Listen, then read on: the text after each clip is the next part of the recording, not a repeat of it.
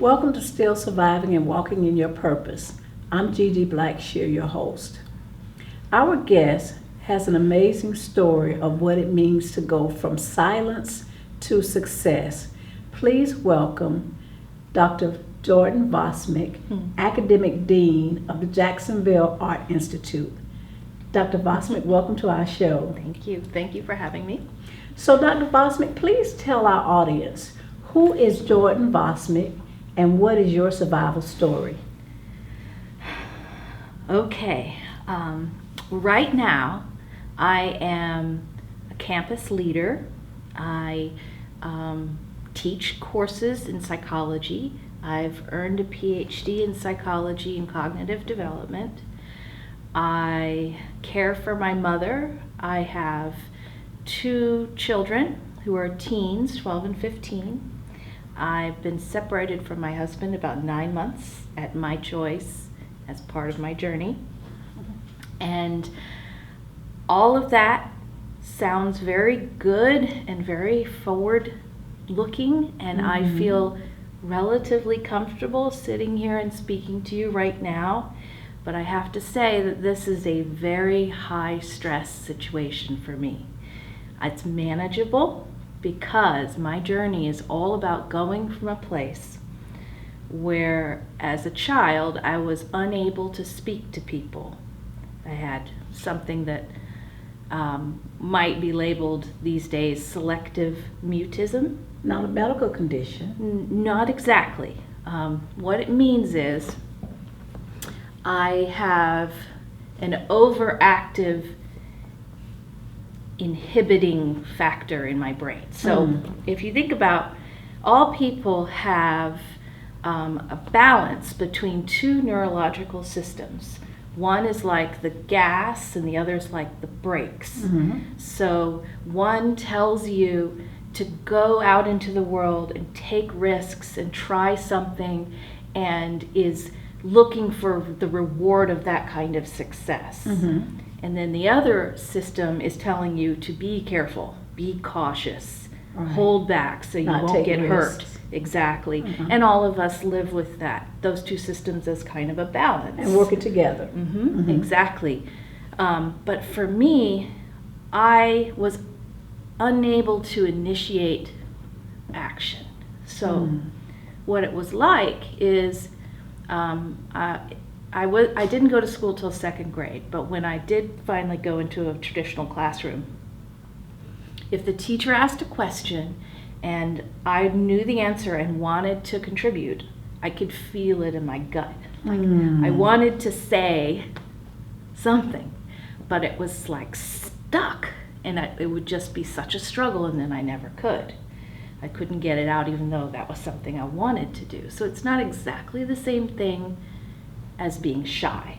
Something a little more complicated. Another level. Yes. A deeper level. Yes. And then I got very worried and anxious because I knew that if I did speak, it had been so long since I'd said anything that I was certain my voice would crack. And that was completely embarrassing, and that couldn't happen. So I just sat in silence and I was quiet and I said nothing for years. For years? How many years? there were course situations where I was comfortable enough to talk with my family at home. So that's why it's called selective, right? And a few friends. Right. But I was extremely unable to talk through 6th grade or so. Oh my. Yes. Oh my. And my teachers knew that about me, and they worked with me, but to do something like give a speech in front of the class, impossible. The situation of being like this on the spot with people looking at me or asking me for something would shut me down. Oh my. And so I just couldn't respond, and I would just stand there. I also couldn't deal with competition. So I did not like games of any sort, and because it was so stressful to think about the possibility of losing. And not exactly that I wanted to win. No, I didn't want to win. I didn't want to be in a situation where someone would tell me if I was good or bad. You didn't want to be judged? Something like that. It's too scary. It was Too too scary, too risky. And for example, when my 5th birthday party, I made my father promise that there would be no games at the birthday party. Can you imagine? 5-year-old birthday party. A 5-year-old. And he thought that he was being so clever, so he did some nice things, like he had a treasure hunt, and he had this little a race with paper turtles that you pulled with strings, and he thought that would be good. But I pitched such a fit. Oh my. I was a very effective fit pitcher. And that's just an example. And so this is all part of something that I've dealt with, but at the same time, it was as though I was of two minds, two people. I wanted to be a part of things, and I wanted to talk to people, and I had things to say, and I was a voracious reader. I read at a very early age. How did you said that went on up until like 5th grade, 6th grade. Yes, even before, but about 6th grade is when I started to take a turn for the better, to take things into my own hands. How were you able to come out of that? Well, the first thing I did was start to work with theater. I had a friend who did a summer program with theater, and so I had a little bit of an opportunity to try that. And you'd think that would be the absolute worst thing. The last thing you want to do. Except there was something about it, to be in a situation where you have lines, or that's really a very safe space because you're supposed to behave silly. Yes, exactly. Gave me some emotional room to try, right? And then when I was older, I went to Douglas Anderson School of the Arts here in Jacksonville for, at that point in time, the school went from 8th grade to 12th grade because it was one of the very first magnet schools here, and it was very new at the time. And a lot of the theater program had to do with things like improv, and it was just a consistent practice of getting words out of my mouth. And with enough practice, there was some desensitization that helped. And I think the main message, though, is that it was something that I wanted to change. That you wanted to change. I made the choice to go to that school when it was available to me. My parents were amazed, and it was very, very helpful. Let me ask you about your parents, because listening to you talk about your dad and the great lengths that he went through for you to have a good birthday party, it sounds like they were really supportive of you. They were. And that they did not try to force you outside of what you were comfortable with. They were pretty supportive in that way, yes, but it also just was impossible. I didn't go to school till 2nd grade. You were homeschooled, or you just because I was so good at pitching fits. They started me in school, and it just didn't work. Okay. And so they were struggling to try to find a way to make things all right for me, and all I wanted to do was sit still, and have no one talk to me. But as you see, I've certainly come a long way. You've come a very long way. Mm-hmm. The great thing is that you found something Yes. to bring you out, something to bring you out of your comfort zone, Mm-hmm. something that you enjoyed doing, and something that stretched you probably beyond your... Yes. Yeah. And I never aspired to do theater in any professional way, but it was, I understood, a critical experience for me in just having a safe space to be able to express myself. Having a safe space. Yes, exactly. I like that. I Yes. like that. Mm-hmm. So you were able to, through theater, Mm-hmm. you were able to really find your voice Yes. and use your voice and express yourself. Yes. And One of the things you said that was powerful was that I wanted to.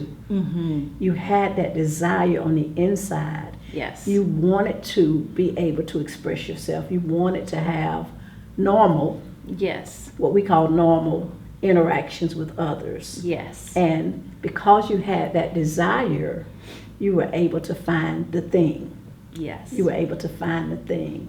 And that's important, Yes. having that desire. I think so, absolutely. Yeah. And yeah. I went out of my way to discover the kinds of things that people say to one another in casual conversation, which was so hard for me. You know,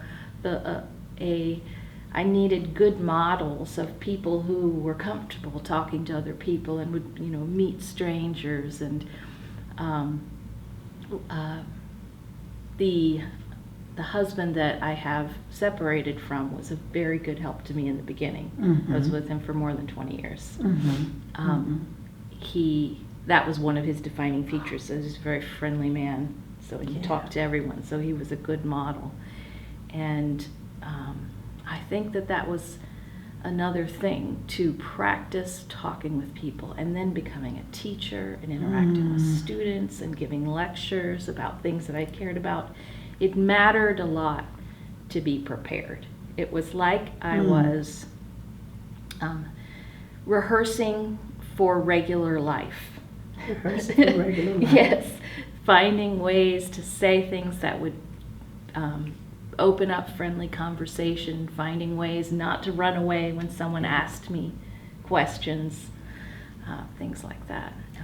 Dr. Vosmick, you have shared with us an amazing story. And I'm so grateful that you were able to find your way from silence to success. Thank you. We're going to come back in just a moment and hear more from Dr. Vosmick. We are back with Dr. Jordan Vosmick. Dr. Vosmick, tell our audience, what's next for Jordan Vosmick? Well, it's hard to say because the school that I've been leading for 5 years, and I've had many roles here, so I've been here for 10 years, is closing. And so that's a big part of what I'm doing, is shepherding students and faculty through the process of closing. And I will be done with that at the end of January next year. And I will have to think about once again going out into the world and finding something new. But I know that I can handle it. I have a sense now that it's not such a scary process to have things be up in the air. I had one other experience that was very formative to me. In 2008, we discovered that my mother had a brain tumor. And it was large but benign. And she had to have an emergency surgery that was very sudden. She worked as a nurse midwife here in Jacksonville, delivered thousands of babies over the year at St. Vincent's Hospital. And all of a sudden she couldn't work. And brain surgery is not a simple thing, and there's a lot of recovery. So at the time, I was living in New Jersey in my first professorship job. You know, I was a tenure-track professor at a little liberal arts school up there. But this situation came upon me, and it was, you know, all of the family came rushing to the hospital. And we were all together with my mother in there for about a week. But then everyone started leaving. Oh, they all going went back to their home. lives. Yes, with no particular discussion about it. But I realized I was the last man standing and that someone had to take her home. So ultimately, I moved my family back home, which is here in Jacksonville, into my old house, putting my children in my old bedroom. You know, it was a serious coming back home experience. Okay. And I had a very intense caretaking experience for quite a while. You know, she had issues of blood pressure that meant if she stood up that she would lose consciousness and fall. So I had to kind of first of all, try to make her sit still. And then when she didn't, walk behind her and catch her. You had to be there to catch her. Yes. Yeah. So at the same time as raising your own children, yes, you and were a mother as well as a caregiver for your mother. Yes. That had to be challenging. It was. Yeah. But I tell you what, it was the single most experience that has let me know that I can do these things. Yeah. And that not having certainty about exactly what is going to happen next doesn't bother me. Yeah. It's all right. Yeah. It's through trial and tribulation that we learn who we are. That's right. Who we are and what we can do. And what we can do. Well, you have shared with us the most wonderful story of being able to, even though you had some disadvantages starting out, you were able to turn those disadvantages to your favor and end up doing things that you love. Yes. Yeah, yeah. Dr. Vosmick, thank you so much for sharing your story with us. You're We welcome. know that there is someone out there that's watching your story that is going to be helped by it. Thank you for listening. Thank you. Next, we're going to hear from life coach Laronda Howard with some additional resources.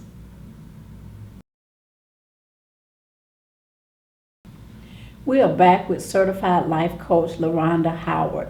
Laronda, welcome back to our show. Thank you for having me.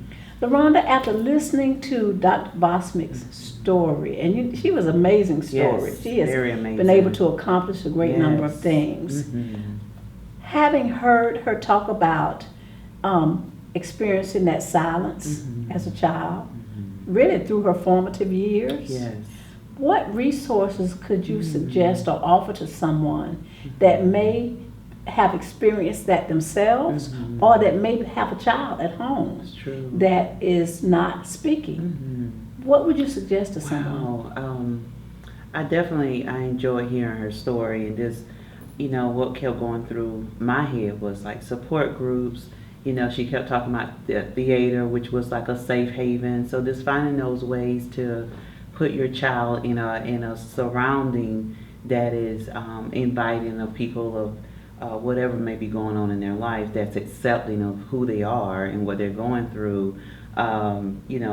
Perhaps a psychologist, counselors, those individuals that could truly help her overcome what she, of course, did. She was able to overcome. And had supportive parents, I believe, in the end, that helped her go beyond any other person outside of the home, is having supportive parents that understand where their child was and not trying to force them to be somebody that they're not ready to be. And that's important what you said, because during her story I thought about, as a mother, you want the best for your children, and you expect them to have a certain life and to live it out a certain way, and when it doesn't play out that way, how do you, as a parent, at that time you have to make a decision. That's right. How are you going to best be able to deal with that child and nurture and give them love and support and help them to develop into what they need to become, what they want to become. Definitely. So in her story you could tell that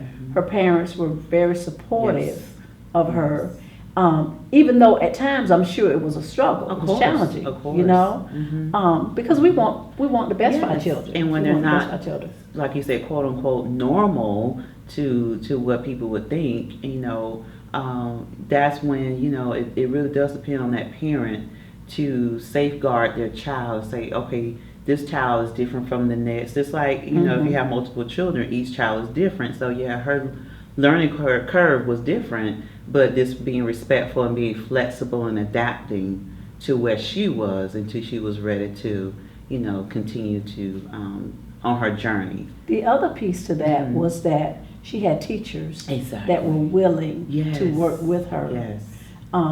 And you know, kids come all different. They're all different. Exactly. And for those that are in the education field, you know, you have to recognize that there are no cookie cutter children. That's it. And that we have to meet them where they are. Where they are. Meet them where they are, and really try to work with them. Yes. In order that we don't cause further damage. Exactly. You know, sometimes I can say that because I have a son that was a very different child. He was determined to do his own thing, his own way. And so you don't want to get caught into trying to put a round peg into a square hole, or, you know. Put them in a box. Put them in a box and try to treat them all the same. You have to be willing to deal with that child exactly where they are. Exactly. And my prayer for my son was, God, I know that Samuel is precious in your sight. Show me how to nurture that preciousness. So as a parent, I could kind of understand some of the challenges that her parents may have gone through with really just wanting the best for her. Of course. But she was able to find the thing. Able to find the thing. And that's why we should keep looking. Exactly. You know, keep seeking. And really not give up hope. Exactly. You know? And I feel like she found her purpose. Like the theater was, whether she realized at that moment, of course, but you know, of course, look at the journey that she's had since then. You know, being the dean of an art school, like helping others, like it always ends up being a part of your purpose, whether you realize it or not. Yes. And just helping paying it forward. You know, her story is going to help, as you mentioned, so many individuals. And I like the idea that her creativity was really developed because she became a voracious reader during that time. So even in that silence, she was still able to grow and to develop and learn. And learn. It's good. So it's just proof positive that where there's a will, there's a way. There's a way. Coach Howard, thank you so much for sharing your wisdom with our guests. I'll be back in just a moment with some final thoughts.